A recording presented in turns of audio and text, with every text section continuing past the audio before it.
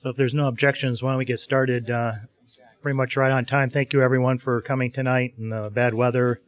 And it's around the holiday season and all. We appreciate you giving up your time to come and talk about this important issue with the town. This is a follow-on from the last month's tri-board meeting.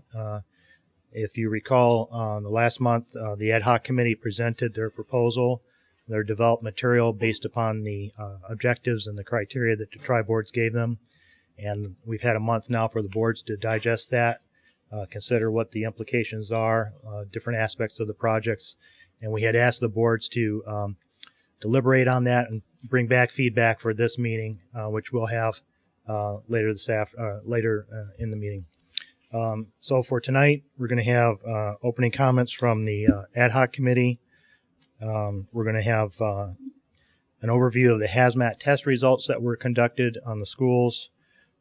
Discussion about frequently asked questions that the committee has compiled, and a discussion about how ad hoc proceeded through their process.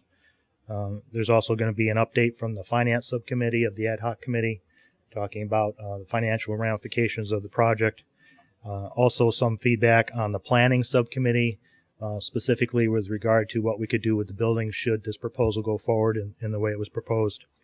And also some more discussion about communications and public relations with the community and other stakeholders. Then we're going to suggest that we spend time in a general discussion, solicit feedback from the boards to the ad hoc committee, and let's just open it up for a good discussion about what the nature of the project is, what are we trying to accomplish, and where do we go from here. Mike, if you would, please. I'll try to project my voice a little better. There is a microphone, but it's the best I could do here. Thank you, everybody, for coming. My name's Mike Urgo. I'm the chairman of the Ad Hoc School Building Committee. I know Star Wars opened tonight, if anybody didn't know, so I'm appreciative of who came out tonight. So what we wanted to do quickly is I just want to run through a brief summary of what we touched on last meeting and not take too much time to go over that, but I know there's some newer people in the audience who weren't here last time, so I wanted to run through that, and then obviously all the things Mark just mentioned. He kind of outlined what we're going to go over today. Last time we kind of hit on the fact that these were the areas that were of focus for our committee. We are really looking into the safety, the maintenance and energy concerns, and the educational upgrades. I'm going to provide this handout to everybody before the end of the evening, so I won't go through it. You can definitely read through it. We did go over it last time. But there are obviously a lot of needs for our school, so it's a challenge for the committee to try to tackle all of these, as well as consider the financial implications, educational implications, and all the things that go with it. But we're proud of what we've been able to put together, and we'll kind of go over that a little bit right now. These are some steps we've taken to date, and we've been meeting every Monday night. We've tried to come up with an approach that minimizes construction costs, minimizes costs as well as we can, while also meeting the educational needs of the community and putting a state-of-the-art facility forward here. We've basically decided on renovate as new. That's how we kind of started. We're going to talk about another approach that we're looking at that we think will save us actually a little bit more money on one of the buildings tonight. But that's where we had started. Renovate as new maximizes our state reimbursement. So basically, when you do a renovate as new project or an alterations project, as we're going to discuss a little bit tonight, you are able to get 46.07% of that project's funds from the state. So nearly half of the money will be paid for by the state. We all pay our state taxes, so it's nice to get some of that back to the community. It's a great way to look at the project and help offset the costs that are going to be great for a project such as this. We've talked with Quisenberry Architects. Rusty's here. He'll talk a little bit tonight. They've been working with us for many years on trying to get a great project done here in town. They have a very strong familiarity with this project, and they've been helping to guide us, although I will say the committee is guiding the progress of this project. The architectural firm is not.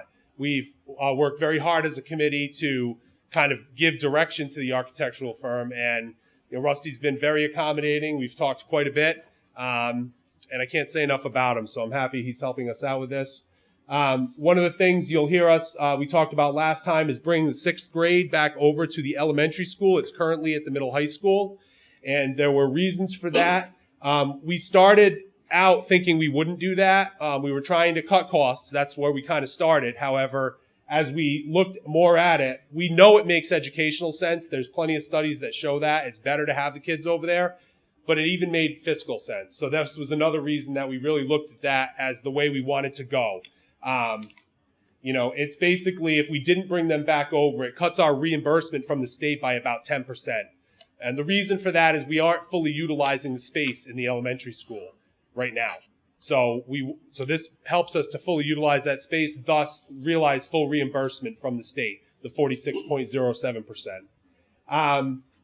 We decided as a committee to perform hazmat testing, which is environmental testing on the elementary school, and strategically, not every single place has been tested, but we wanted to do some testing to have an idea of what we were looking at over there, what the problems were. The last time that wasn't done, and there were different reasons for that. The committee, of course, did a really great job last time, and it wasn't something they didn't do on purpose. They just they wanted to they put money in reserves, what they felt would be appropriate. But we wanted to really hone in on a correct number this time. So we did the testing. We're going to go over those results tonight. We're going to present to you the options that we feel are the most appropriate and the best options. We are proud of these options. We have done a lot of homework. These are the options we feel are the best ones for the town. We'll go over that tonight. And we're going to provide some updates from a couple of our subcommittee work groups, our communications group, and our we have some other another group that's going to talk to you as well. Pam's going to talk to you. So here's an overlay of what we talked about last time. Again, you'll have this handout to bring with you. It'll be available on the website and everywhere, but it's an aerial view that kind of goes over. You can see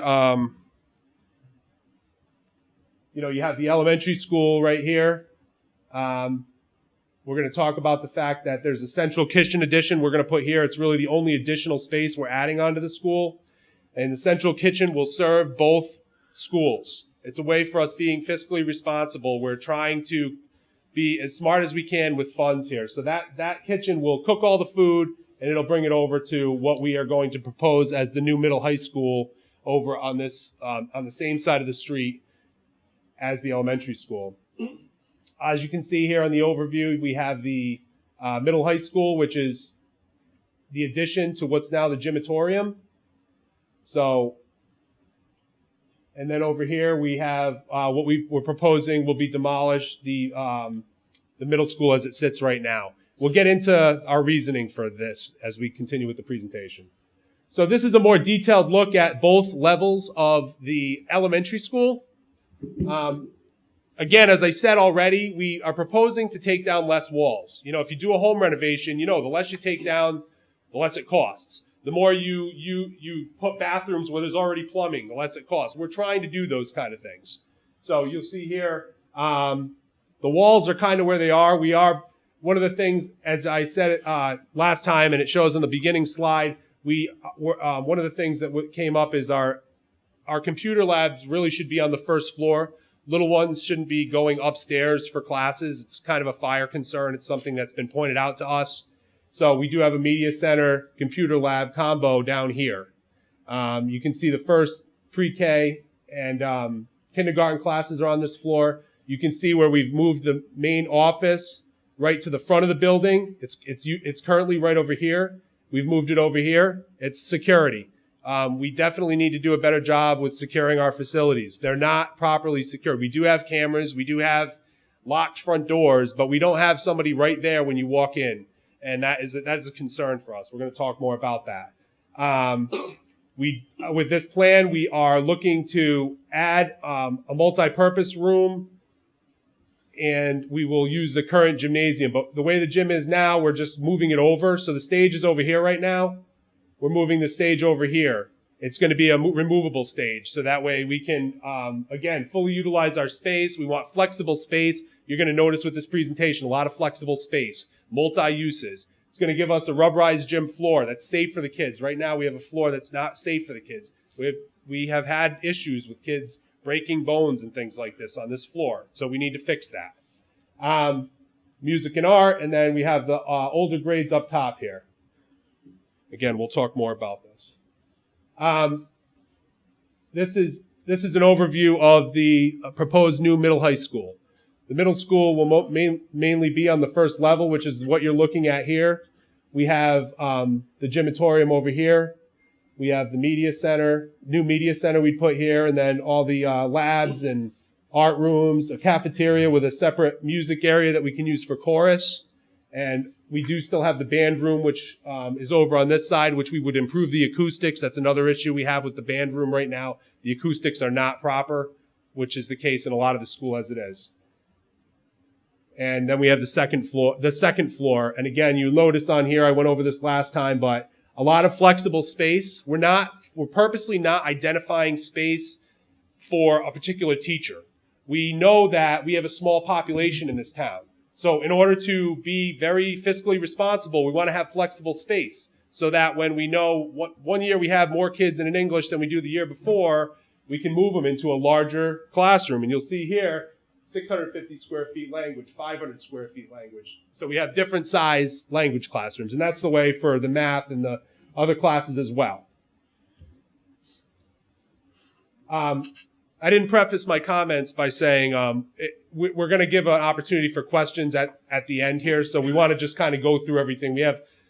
Try to kind of move things along as quickly as we can. We have a lot of material, but we want to just get through it. So questions will definitely be answered, but at the end of when we're done presenting. So that kind of brings us to a very small summary of what we went over last meeting. We were here for a couple of hours. So I will hand this stuff out afterwards.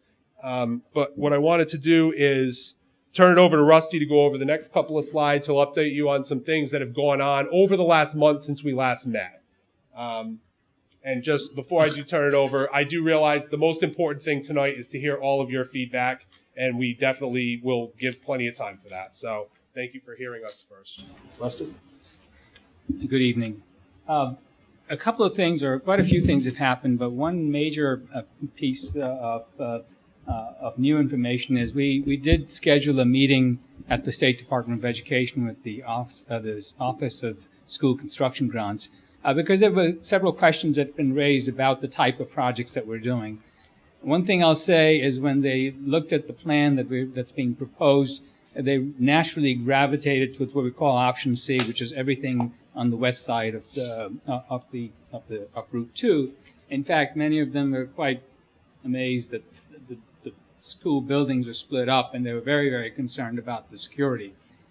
So that was interesting to hear from them just in looking as they looked at the plans. When we discussed the elementary school, everybody was on board. That made a good sense for a Renovating's new project. On the high school, middle school project, what they came back with the suggestion was, if we were to do the project on the west side of Route 2, they said you might want to look at alterations and additions as an option.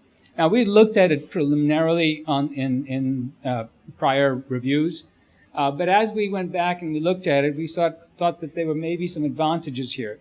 They assured us that if there's a space standard issue, and I think in the past I've said if you're a Renovating's new, you have a better shot of getting a space standard waiver.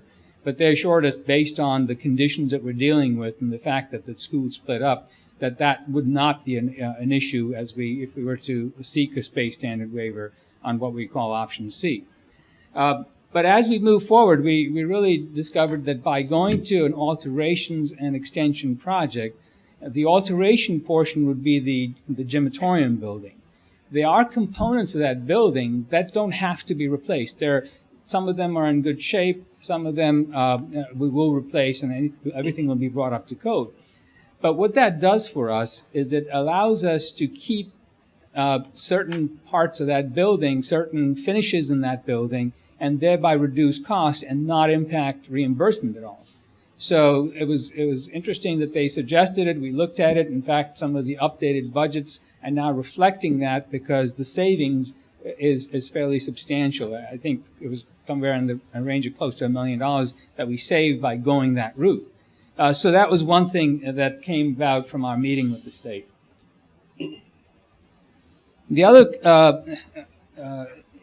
piece of information that we received was the hazmat testing. And as we had mentioned last time, there were tests that were being done.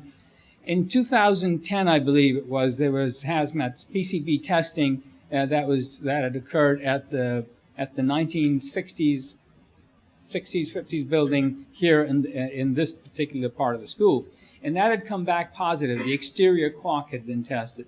So we reviewed with the hazmat consultant what other areas of the building we should test. And we went through and we identified that we really should test the caulk at the elementary school. We should test floor mastic, the glue under the floor tiles. Should test the wall paints. We've made certain assumptions that if the windows caulk are positive, then the door caulk on the exterior would also be positive. It's a fairly safe assumption to make. So we made some basic assumptions that don't have significant financial consequences, but we wanted to focus on areas that if they are positive, that we are aware of them and that the financial aspect of it could be reflected in the budget. When we went through this process, what we did find, and it was a mixed bag, but on the elementary school, the exterior window caulk was positive. So even though the windows had been replaced, if all the caulk, the prior caulk, had not been cleaned off, the caulk came back positive, and that's what they're finding. So that's something that we have to contend with. And that caulk is over 50 part per million. In fact, it's fairly significant. It's fairly high. But the 50 part per million is a threshold that requires that some action be taken on it.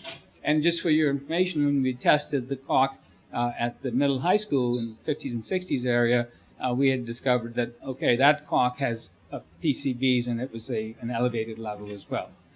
When we tested the floor mastic and also the paint, those results came back positive, but it was mixed. What you'll notice that for the floor mastic at the elementary school, that came back positive, but you can see it's 2.5 to 3.9 parts per million. It's a very low number, but there's a presence there. Also in the wall paint, it's about 3.9 to 440. It's below 50, which is a major threshold, but it's above 1, so we have to do something about it. And then the windows had come back positive. At the high school, middle school, at the 1950s building, the floor mastic again is below 1 part per million or non-detected. This was kind of surprising. It was interesting that did not have any PCBs. Anything that's below 1, you don't have to do anything about. It's either ND, which is non-detected, or less than 1. The wall paint came back at 2.8 to 11, so that's above 1, and then, therefore we have to contend with that. And then what we found that there was no PCBs detected in the exterior window caulk. So that's interesting because prior assumptions had been, oh, the caulk in the 60s section has come back positive, so the 50s probably is positive. That's not the case. In the 60s, we found that the floor mastic ranges from 6.4, from non-detected to 6.4, and then the wall paint was positive as well. So what it comes down to is we have PCBs in the paint, we have PCBs in the floor mastic, and we have PCBs in the windows. Now, these are some of the major ticket items, and the reason to know this was that as we budget for the future, as we budget a project, we need to understand what's positive so we can appropriately budget how we would remediate in these areas. And that's now being reflected in our new budgets.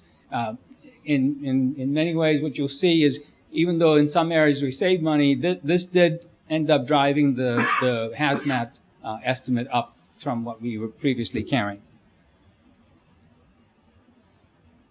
So based on that, again, the same project scope as we've had before, what you see is we updated the numbers and we were able to look at different ways of saving money, and as I've mentioned, by additions and alterations project, looking at that cost, looking at the additional hazmat cost, we have some updated numbers. Scope did not change in terms of how we're renovating the space or the extent of renovation. One other thing that we did look at is by looking at potentially a single contractor, a combined bid, take advantage of the fact that you have a larger scale project, so you will have some savings there. And also we looked at what the escalation has been over the last 2 years. We went through a lot of different companies that predict escalation projects, and it's been in the 3.5% range. So we were carrying 4% per year. We reduced that to 3%. So that's all reflected in these updated numbers. We also started looking at what would happen is if we did separate projects.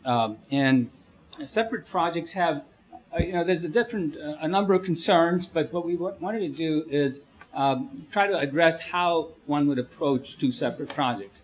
One of the things that right away, and we discussed this actually much earlier too, is that you start to have an escalation, because if you do one project and then you wait and then you do the second project after the first one's done, there's a lot of time has gone by, and then that requires us to carry escalation costs for the new project.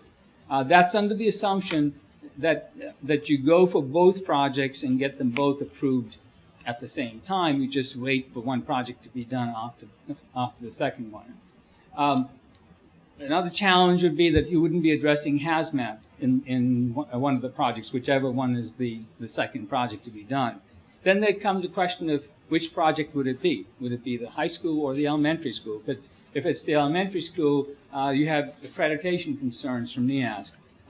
If you did the elementary school, you would build a new kitchen. If you did the high school second, that kitchen project would have to be considered. Security at one of the projects would not be addressed. And this is purely hypothetical, saying if you simply say we'll do one building, what some of the implications are. I won't go through all of them, but we'd have to reevaluate the building systems after 3 years to what the conditions are, because building systems, as they get older, you have to consider what something we maybe had been considering saving may not be at that point anymore. And the question that would come up is every year, and this happens only if you're not applying for both projects at the same time. If you apply for one project and then 3 or 4 years later apply for a grant for the second project, historically the data has been that your reimbursement rate goes down every year. So that's a potential.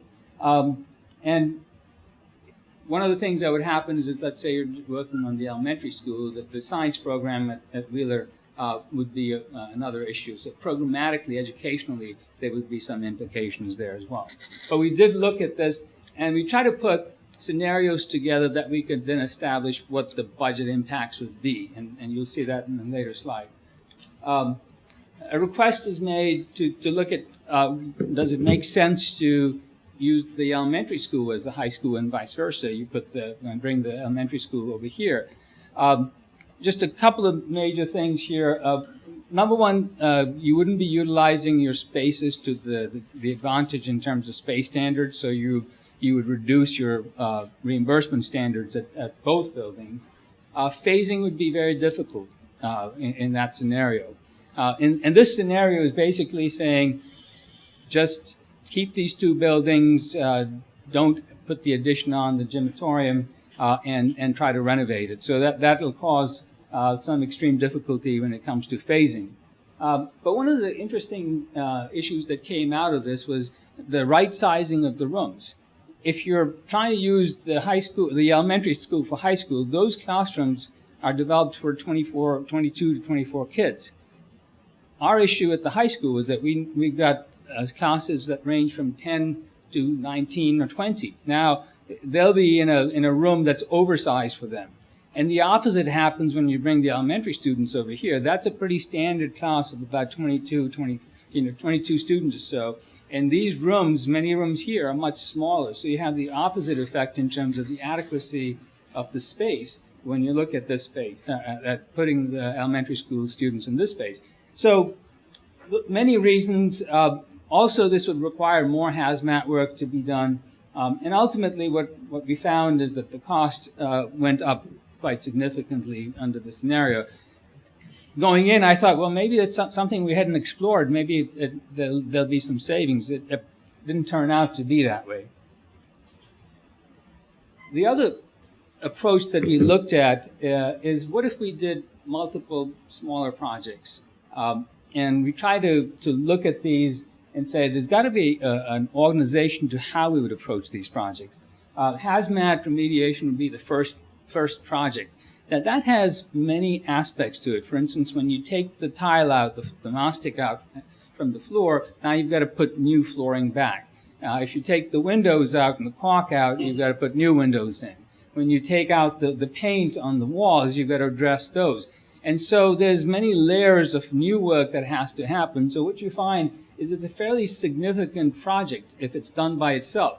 Now the challenge with doing work this way is you tend to reduce your reimbursement because of the way the state is set up in terms of how funding is provided, because now you're falling into renovation categories where it's renovation and replacement, and those items are not eligible for reimbursement because we're not falling into the renovators new category, we're not falling into the additions and alterations category, so we're purely falling into a category that says we're going to renovate the building and replace things. Well, the R's are a bad thing when you start looking at the state, the way they see if you renovate or replace and refurbish, all those things are ineligible. So that's why what you see when these numbers are developed, these numbers are a lot lower than if the same work was done under one larger project that was a renovators new project. You'll notice that these numbers are fairly low. There are some projects that you can do that won't affect your reimbursement rate, but for the most part, under this scenario, you would have some significant reduction in your reimbursement. Not to say that I'm assuming that these projects I have to make certain assumptions in budgeting that these are going to happen over multiple years, and therefore escalation comes into play. Therefore, you have to look at what project happens when, and that's reflected in some of these costs. Now, we didn't even we stopped at this point. We said, okay, there'd be no site work, there's no building additions and demolition. But you can see that at this point, we're at $38 million on the project costs over the years and a $27.9 million net cost to the town. So that's a fairly significant change in terms of the amount of work that's being done and the state reimbursement on it as well.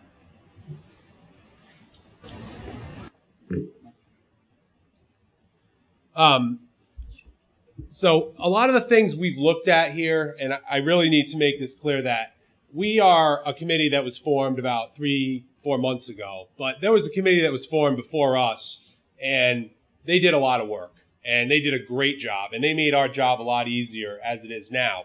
And I mention that because a lot of the things that we're presenting today are things that they had looked at already, but they came up over the last month that we want to really make sure that everybody knows that we're crossing our T's and dotting our I's here. I mean, we're looking at everything. We're looking at every option. We're looking at how can this be affordable. I'm a taxpayer here too. I want this to be affordable and make sense for our town.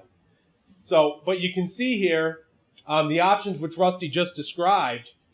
So, if we were to go and try to do one school, we're netting $8.5 million. The other school, 14, almost 15 million. So the total there is more than option 3, which is our preferred option as a committee. Option 3 is the option that I described earlier. That's where we get the full reimbursement. That's what we as a committee have come to the conclusion is the best option for the town. And then with the multiple smaller projects, again, we're only addressing major issues, and it costs us more. So I want everybody to understand. I'm just a citizen like all of you here, just a volunteer, and we as a committee really looked at all this stuff, and we've decided this is the direction that we need to go in as a town. There's too many unknowns with the other scenarios, putting things off, escalation costs. I mean, there's so many unknown things that these are just preliminary numbers on these option 1, 2, and 4 that could blow up. We have a really good idea on option 3 of how much this is going to cost. We've done a lot of work. We know what our reimbursement's going to be. We know what the issues are for the most part on the PCB hazmat remediation. We know that what we're dealing with. So that's why we have a really strong comfort level with this project. And besides the fact that there are serious educational benefits to what we're doing, and we think there's some really great things that can be done on this side of the road as well. We're going to get into that in just a minute. Pam's going to give a little presentation on those two things as we try to move things along. But just to kind of bring you back, where's the cost on this? Option 3, again, that we think is the best option. We did some more number crunching based on the new number, which is lower than last time we came here. And what we hope is every time we come here, it's lower because we're continually working to get the number down. I'll talk a little bit more about that in a few minutes. But right now, the 21.47, we made a phone call this week. And for those who pay attention, interest rates, short-term interest rates did go up. However, long-term interest rates not projected to really be a problem right now. So we made a phone call, just one potential lender, and this is where we would be if we borrowed the money today, is at 20 years. If we borrowed 20 years, 3.25%, and that goes over our payments and our cumulative interest, it's about 11% tax increase. So that's a little bit less than what we talked about last time. I want to emphasize, we're not done, okay? What we're hoping tonight is to kind of be able to really move things forward, but we are continually looking at options, continually looking at how we can make this better, more affordable. But it's more than just money. This is more than just money. This is a big deal, what we're talking about here. So I want to bring up Pam Potemri, who's on our committee, and she's going to go over just a couple of slides here, and we'll keep going. I was asked to be on the committee because of my experience and my background, and I didn't necessarily feel that that was as important, but the committee did ask me to share this. So I came to the committee as a central office administrator. So my background is as an educator, but also as an administrator. So what I'm going to speak to you about is I feel very passionate about, and I know at our last meeting it came across very strongly because I know how hard this committee's worked. I believe in this plan. I came in with a completely open mind, not knowing what had happened in the past, but knowing what our cause or our charge was going forward. And I needed to feel that this was absolutely the best plan that we were putting forward to the voters. And we do have students in the system, children in the system. We are taxpayers. And my position in the school system is pupil personnel. So if you know anything about pupil personnel, it's special education 504 and the most costly program in the district. So I'm very cognizant of what things cost. Additionally, I've lived through a $30 million building renovation, so I know what the impact is to staff and to students. And my goal was to really keep an open mind, make sure that we were looking at mitigating costs at all costs, looking at different creative options on how we could bring the costs down to taxpayers, and also to focus on what the most important thing is, and that is the educational benefit of what we're presenting to the voters. So the first thing I want to present to you is, do I know how to use this? Probably not. Okay, wait. That one goes forward. Okay. The question was raised, well, what were we going to do with the old building? And I don't look at it as a liability to the town. I look at it as an opportunity to the town because I think there are a lot of creative things that we could do with regard to bringing revenue into the district. That's certainly up to the town and the finance board and the school department with how they do that. But my job was to research what's been done with old buildings and what would make sense to North Stonington. So there were a lot of different options that I looked at. The first is to just simply repurpose the space. So looking at the need for the youth gym recreation program, so there were districts that had done that. There were districts that looked at special education transition programs. That's one of the more costlier items for school districts to mitigate. So looking at how can we keep kids in district and also generate other districts bringing kids into district so that we can have a reduced tuition rate. Alternative education programs, what options can we bring to our students that aren't in our traditional program? We talk often about college and career readiness, but I think we don't talk enough about career readiness, so those would give those options. We could rethink about that space. So we could look at private school partnerships. There are a lot of private schools right now who are looking to relocate their programs and would maybe lease the space. University classrooms, a great opportunity for our students doing dual enrollment, gaining college credit while they're going through high school. Partnership classrooms, again, looking at special education programs that we could do in partnership so our students weren't traveling so far. We could offer those placements to other districts like Stonington, Groton, surrounding areas. Or we could completely reimagine the space. So we could say, what does our community need?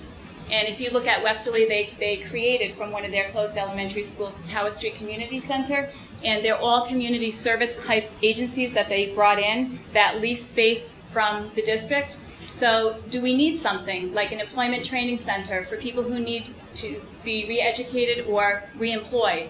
A hub for technology is really big right now, where we're looking at partnerships with businesses like a Pfizer or an electric boat, where we're actually really building on enhancement programs, technology programs for students, or adult learning, and doing a more comprehensive approach to our adult learning, not only for our students, but for lifelong learners.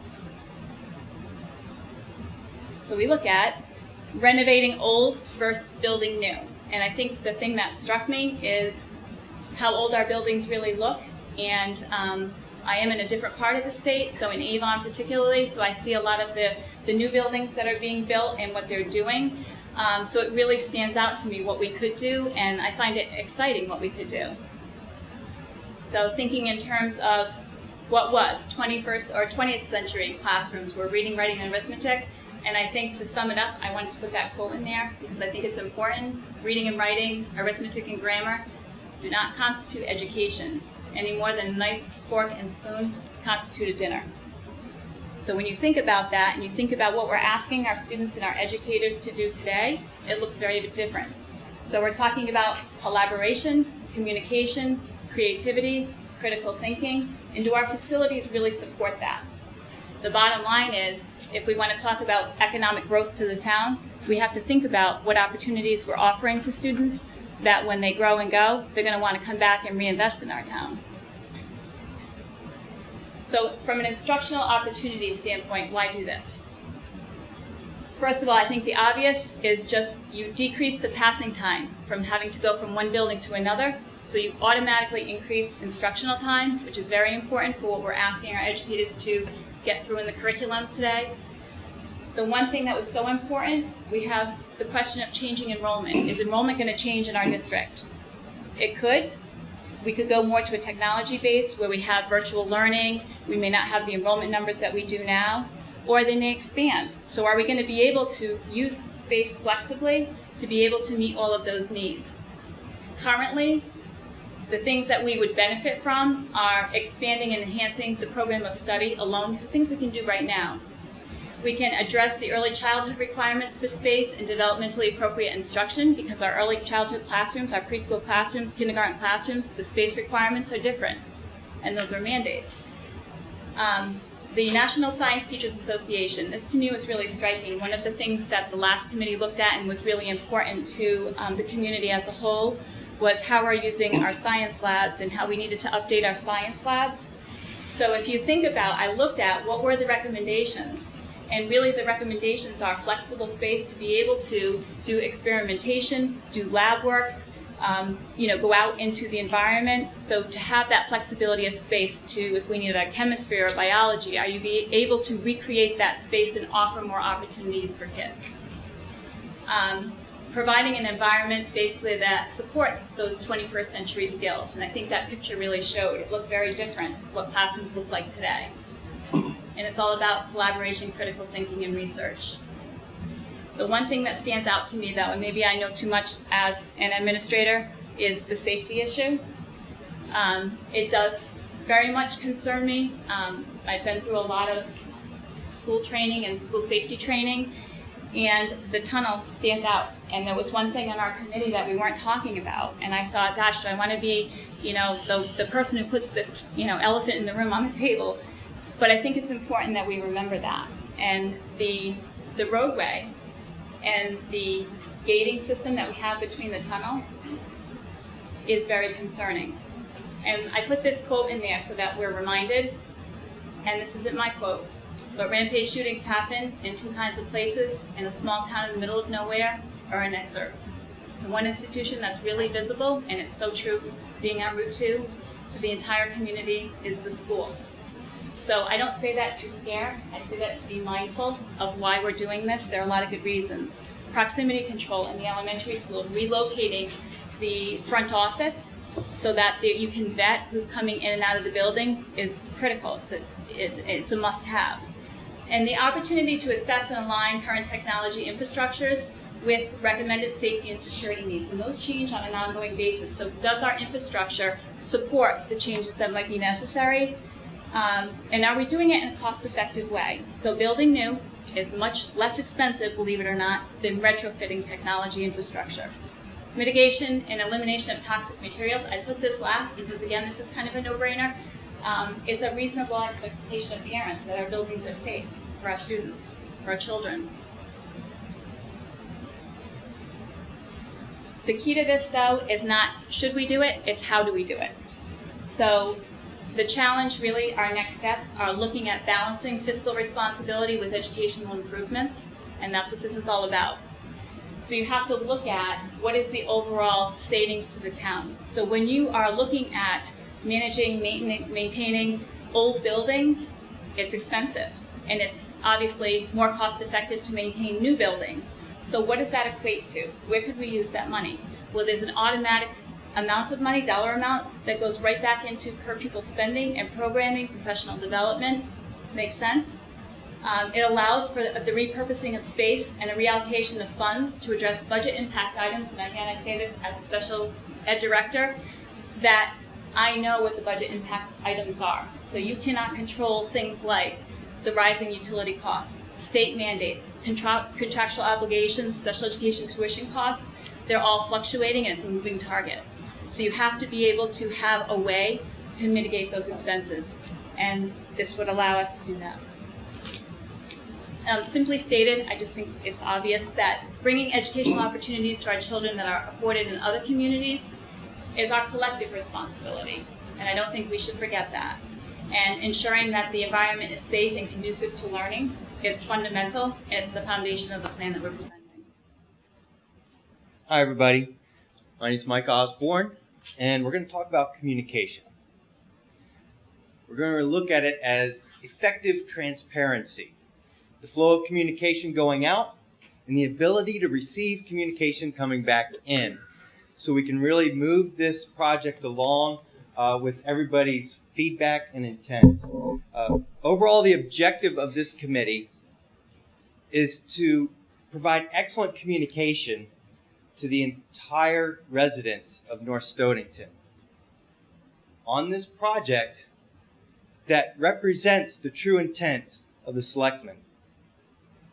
Now, in order to do this, we want to define a very simple process to follow, so it's easy, it's effective. Second, we want to go ahead and identify all the available methods of communication to the folks of North Stonington. And finally, how do we develop materials, and what materials do we have to get out to the residents? Now, first, let's talk about the process. Keep it simple. We have the communication group that's going to have subgroups that are going to develop the information and also identify the methods to get that information out. Now, those are going to be presented to the ad hoc committee. The ad hoc committee will review it to make sure it's in line with the project. And finally, Mike Urgo, our chairman, will take it to a specified selectman, and we'll need to identify who that is. So it can go to the selectmen, they can see the information, easily give a quick turnaround of, okay, it's ready to go. Or, no, we have a few questions on this, let's make sure it's actually in line with our intent and what the residents need to hear. All right, after it's approved, then the selectmen will go ahead and give it back, and we'll go ahead and disseminate the information and try to make that as quick as possible so people are getting updated and accurate information. Now, what methods of distribution can we use? Wow, as I start talking to different people in this town and just in this room, there are a lot of tools available to us. And so we're just going to read down those. First, town gatherings. Simple. We try to get everybody together, but we know not everyone can make those town gatherings, but they're effective for being able to do information out and get Q&A. Town websites and also the North Stonington Bulletin, 2 websites that we can have a designated space on a page where people can have links to updated documents as well as videos. Printed news, we were going to do news releases that can go out to the New London Day, Mystic River Press, North Stonington Quarterly, and also the Westerly Sun. SECTV.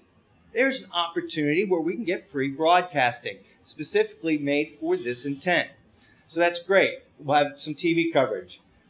Postage. Of course, we'll be planning to mail out some pamphlets. Those are good because some people don't watch TV. Some people don't have the internet. We got to get it into their mailbox. So everybody has the opportunity to be aware of what's going on and what information is out there and how they can get more information.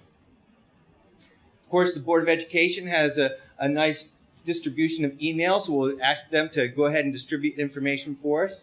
The PTA is another location. Teacher union leadership, social media. You know, having a social media and then somebody designated that is familiar with giving response on social media and posting.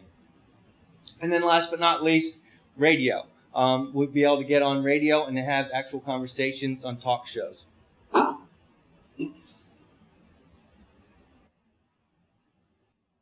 Oh, did I go? There we go. Now, currently, this is the information that we have available and also plan to develop. First, we want to get out an article in the North Stonington Quarterly. I believe today's the deadline to have an article ready and have that going out. But that needs to be vetted by our selectmen and make sure it's a nice overview of the project, as well as some simple, big picture question and answers that have already been developed that can be sent out in this article to get the ball rolling, to get everybody's, get that light going.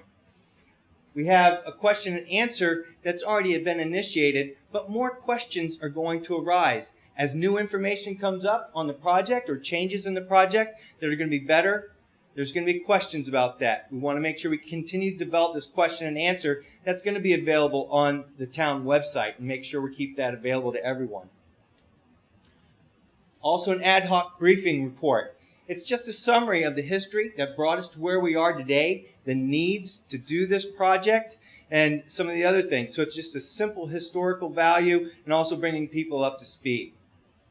Also 3-minute videos. We want to develop a couple of 3-minute videos that can be utilized in various aspects. They might be on YouTube links through the media, or they can be sent to the press or other ways.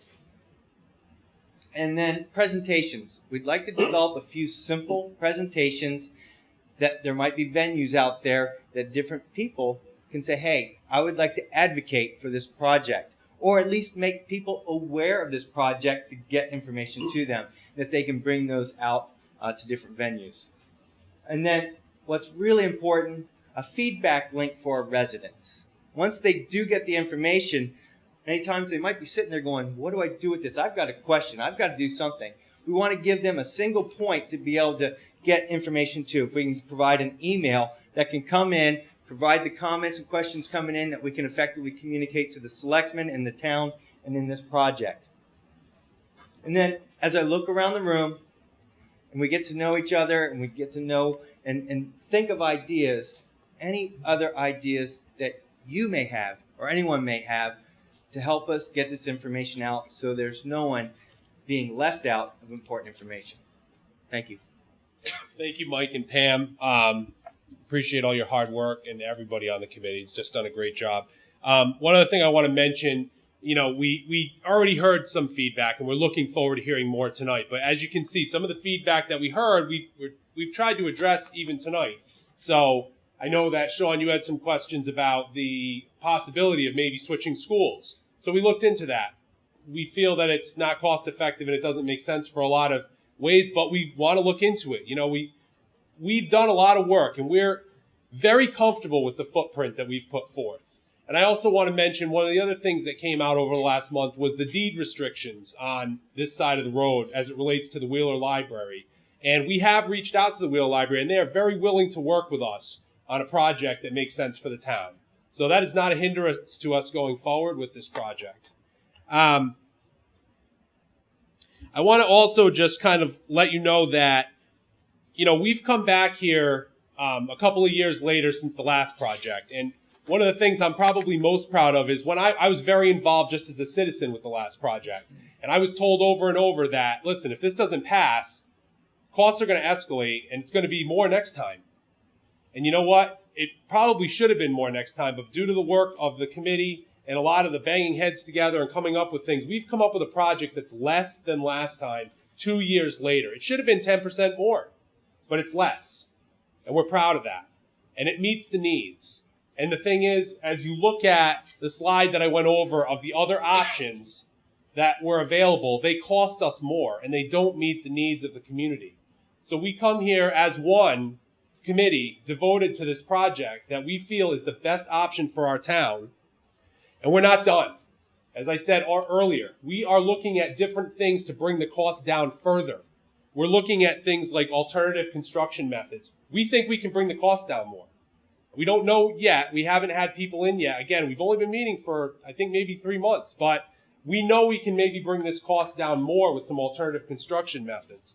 There's things called, I'm just learning about it today, reverse auctioning for building supplies. Some people might be familiar with this. It's something new to me. I just heard about it, and there's people on our committee looking into this. This is a way we can bring the cost down. So what I'm hoping for tonight from everybody here is, and this is something that I just put up here. This hasn't been vetted by anybody. It's just an idea of a proposed schedule to move things forward. One of the asks I have tonight is for the tri-board to say, let's move this project that we feel as a committee who's worked very hard to move forward. We want to move this project forward. We think it's the right project. That's what we're asking for. Here's a proposed timeline. We want to get more input from the people. We feel like we have the right footprint, but we're not done. We want to get more input from the people. But this is the footprint we feel is the right one. So this is a proposed schedule timeline that we think could work for the town. And of course, I have the slides here. Tyler's going to pass them out to everybody so everybody can go home with these. So we can think about that as a possibility. Again, the overview that shows some of the things, again, the basics that we're doing here. So tonight, I look forward to your feedback, and we took a little longer than I wanted to. I think it was important information. So tonight, I hope that we could possibly get to the point where we can move the project we're presenting forward. We've addressed, I think, a lot of the questions that had come up that I'd heard before this meeting, rather. So some of the questions that I'd heard, I know the Board of Finance had questions about proposing separately. I think we tried to address that. Again, we don't think it makes fiscal sense with all the work we've done. We feel very strongly about this project. So with that, I'd love to open up the floor to questions and comments from our board. And I will repeat the questions so that the microphone can pick them up as well.